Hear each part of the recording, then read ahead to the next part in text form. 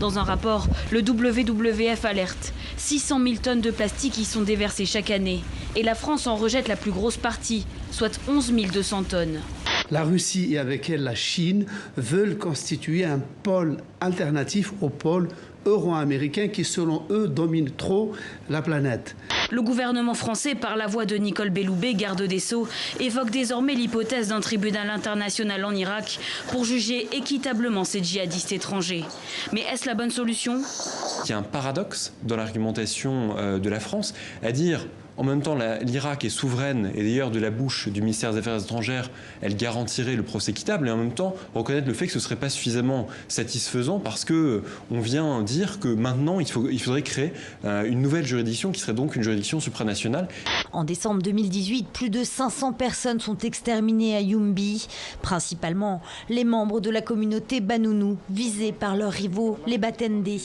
Aujourd'hui, la Commission nationale des droits de l'homme veut mettre en lumière les responsabilités de chacun et en première ligne, celle de l'ancien régime Kabila.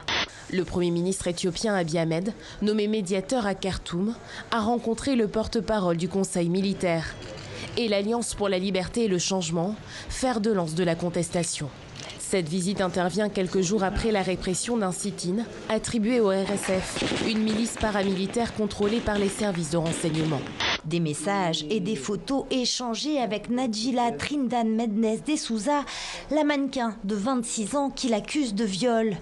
Nema risque de 1 à 5 ans de prison pour ce délit, mais l'attaquant vedette de la Seleção reste confiant. Valentin, 6 ans et demi, c'est le fils de votre compagnon qui dit « le foot, c'est pas pour les filles ». Il me dit « je ne savais pas que les filles avaient le droit de jouer au football ». C'était terrible. Puis en fait, autour de moi, on m'a très vite confirmé que sa question, elle n'était pas absurde, puisque les filles n'ont effectivement pas eu le droit pendant plus de 40 ans de jouer au football. Tous ces auteurs de la presse rock se sont fait des ennemis, parce que c'était tout à fait scandaleux de défendre la musique rock à cette époque-là. Et après, il y avait une espèce de mission, c'est-à-dire que voilà, on va rendre justice à cette musique, personne d'autre le fait, nous on va le faire. Et pop, en fait, ça veut dire Korean Pop Music.